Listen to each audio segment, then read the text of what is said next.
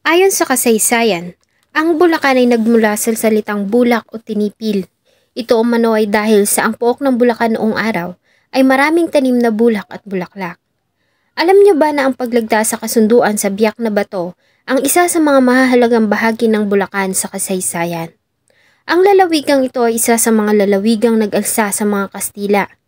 Sa katunayan, ang simbahan ng Malolos at simbahan ng Barasuin ang isa sa mga naging punong himpilan ni Pangulong Emilio Aguinaldo at ng kanyang batasan. Ang kwento po natin ngayon ay nangyari sa isa sa mga lungsod ng Bulacan, ang lungsod ng San Jose del Monte, Bulacan, ang pinakaunang lungsod sa Bulacan. Naitatag ito bilang lungsod noong taong 2000. Ang lungsod ay nahahati sa 2 distrito at binubuo ng 59 na mga barangay. Ilang karumal-dumal na pangyayari na din ang naitala sa lalawigan ng Bulacan noong nakaraang mga taon. Isa na dito ay ang nangyaring pagpatay sa walang kalaban-laban na mag-iina noong 2019. Balikan po natin ang naging masakit na kamatayan ng mag-iina na tinawag nilang Casabuena Massacre. Bago ko po simulan ang ating story, sa mga bago po sa channel ko, please hit the subscribe button at pakipindot na rin po ang ating notification bell para ma-notify kayo sa mga bago nating upload na videos. April 3, 2019 ng gabi ay nakatanggap ng report ang tanggapan ng pulis sa San Jose del Monte, Bulacan tungkol sa natagpuang wala ng buhay ng mga katawan na mag-iina sa Careza 2A, Barangay Kaypian, San Jose del Monte, Bulacan. Agad naman na nagtungo ang mga pulis sa itinurong lugar at dito nga ay nadatnan nila ang mga biktima sa kalunos-lunos na kalagayan. Ang mga biktima ay kinilalang ang 28 years old na si Jamie Casabuena at 2 nitong anak na lalaki, ang 8 years old pa lamang na si Anton Gabriel at ang 4 years old na bunso na si Joaquin Mateo. Naliligo ang mga ito sa kanilang dugo, sanhi ng tama ng saksak na natamo sa iba't ibang bahagi ng kanilang katawan. Sa isinagawang investigasyon ng San Jose del Monte, Bulacan Police sa pangunguna ni Colonel Jeremiah David Vangayan, ay posibleng ilang oras nang patay ang mga biktima dahil sa kalagayan ng mga katawan. Ang dugo dun sa loob ay halos tuyo na, tapos bloated na po yung katawan.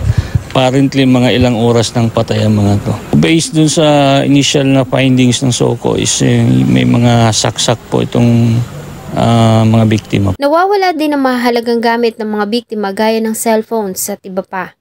Nagawa naman ma-recover ng mga pulis ang isang duguan pang patalim malapit sa puntuan at isang electric cord na siyang hinihinalang ginamit na murder weapon. Wala ding bakas ng forced entry sa pintuan. Kaya naman ay malaki ang posibilidad na kilala ng mga biktima ang suspect. Ayon sa pamilya ni Jamie, ay susunduin sana siya ng mga kapatid noong gabi ng April 3 dahil sa mayroon silang usapan na sasama ang mag-iina na magsundo sa kanilang ina sa airport galing ng ibang bansa.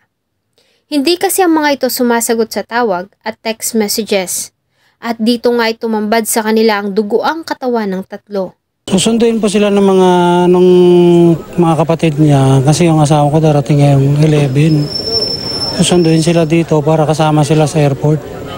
Pagdating nila dito, discover nilang bukas yung pinto. Pumasok po yung ate ko, yung ate ko po na isa pumasok po sa loob. Tapos po nagsigaw na po siya. Tapos pumasok na rin po ako. Tapos nakita ko po yung ate ko tsaka po yung 2 kong pamangkin. Duguan na po. Una nilang nakita si Jamie na nasa sala. Ang kanya namang anak na bunso na si Joaquin Mateo ay nasa kusina at ang 8 taon na si Anton Gabriel ay nasa kanilang silid. Si Jamie ay isang single mother at mag-isa nitong tinataguyod ang 2 anak. 3 lamang sila na naninirahan sa kanilang bahay at wala silang kasama. Maliban dito ay may ilang mga saksi ang lumapit sa kapulisan at nagbigay ng kanilang salaysay. Ayon sa isa sa mga witness na kapitbahay ng mga biktima, ay nakita niya ang 2 lalaki na kumakatok sa pintuan nila Jamie noong gabi ng April 2. Kita ko pa siya, tumutulong siya sa paggawa ng trapal nila. Sino kasama niya? Yung 2 niyang anak, naririnig ko, tsaka yung isang gumagawa. Alas 9 ng gabi na kumakatok, na may nagbukas na isang bata batang lalaki na mali na pumasok yung dalawa. Dalawang lalaki to? Dalawang lalaki. Gabi, yung kalaro nung bata na anak ng biktima na napatay, nasa lubong nila yung dalawang suspect na paalis galing doon sa bahay ng mga biktima. So tinanong daw nila kung nandoon ba yung kalaro nila, yung anak. Ang sabi nito mga suspect ay wala na, natulog na.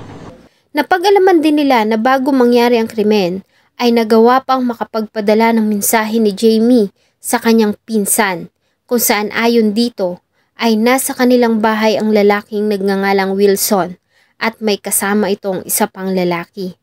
Nakiinom umano ng tubig ang mga suspect at nakikape dahil sa malapit lamang umano doon ang kanilang trabaho.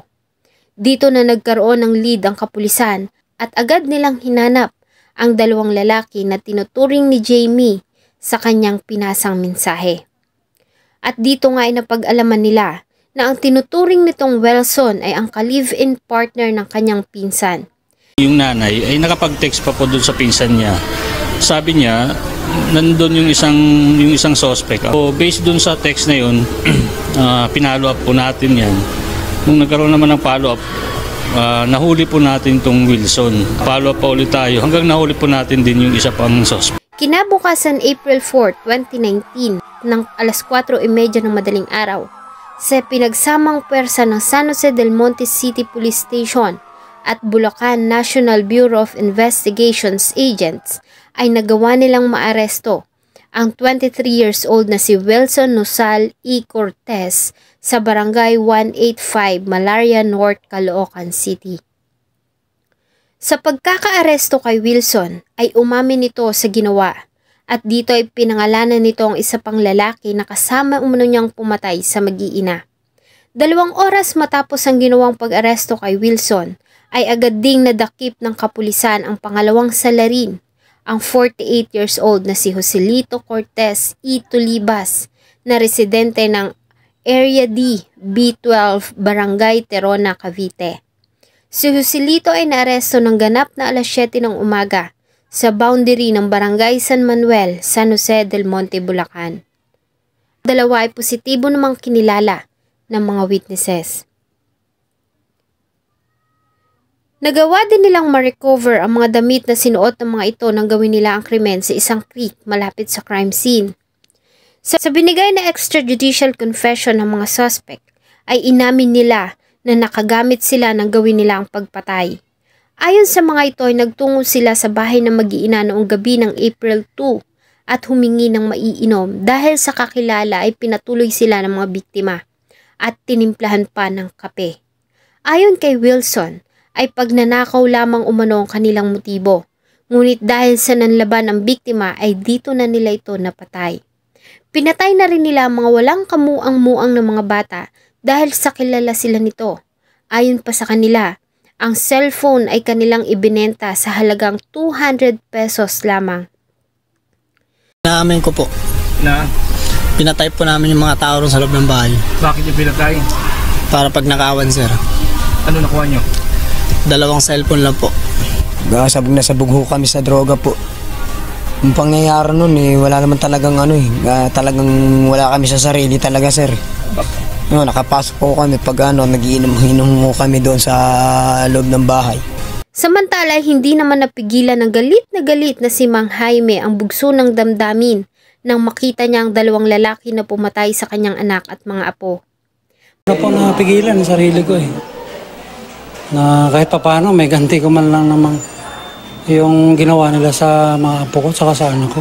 Makalipas ang 8 oras mula nang matagpuan ang katawan ng mag-iina, ay naglabas ng pahayag si Bulacan Police Provincial Director, Police Colonel Chito G. Barcelona, na solve na ang kaso ng nangyaring massacre ng mag-iina at tapos na maaresto ang 2 may sala. Ayon sa kanila, ay sapat na ang mga ebidensya at testimonya ng mga witnesses. Ganon din ang pag-amin ng mga suspect para ang mga ito ay mapatunayang nagkasala. Sila ay sinampahan ng kasong pagnanakaw at pagpatay. April 9, 2019 ay muling lumabas sa mga pahayagan ang pangalan ng 48 years old na si Joselito Cortez dahil sa ginawa umano nitong pagpapakamatay sa loob ng kulungan sa San Jose del Monte Police Station 1 sa Barangay Poblacion kung saan ito nakapiit. Ayon sa report mula sa Bulacan Provincial Police Office ay isang inmate na nagngangalang Marlon Sabonsulin ang nakakita sa wala ng buhay na katawan ni Joselito sa loob ng comfort room sa custodial facility ng bandang 2:00 ng madaling araw. Nagawa nitong makapakamatay gamit ang isang electric cord na ginagamit nila sa paglalaba. Nang makita nila ang katawan na hindi nila ito ginalaw at agad nilang inalerto ang jail guards. Nang makalas ng jail guard ang tali ay sinugod pa nila si Joselito sa district hospital, ngunit diniklara ito ng mga attending doctors doon na wala ng buhay. Samantala ay nagawa pa nitong mag-iwan ng isang sulat na may mga nakalagay na katagang, "Patawad po sa aking nagawa. Ako po ay nagsisisi ng malaki sa aking nagawa. Nawala ako sa aking sarili. Nagmamahal, Joselito L. Lumba." Ayon sa mga pulis, ito marahil ay inuusig ng kanyang konsensya dahil sa hindi makatarungan at makataong pagpatay ng mga ito sa mag-iina, lalong-lalo na sa 2 batang musmos na inalisan nila ng karapatang mabuhay. Ang 4 na taon na si Joaquin Mateo ay nagtamo ng 21 na mga saksak, samantalang ang nakatatandang kapatid nito na si Anton Gabriel ay nagtamo ng 15 tama ng mga saksak sa iba't ibang bahagi ng katawan. Pagsisihan man nila ang ginawa ay huli na. Salamat po sa inyong patuloy na pagtangkilik sa atin pong mga videos. Huwag niyo pong kalimutang mag-iwan ng saloobin at suggestion sa atin pong comment section. Thank you so much po and see you on my next video.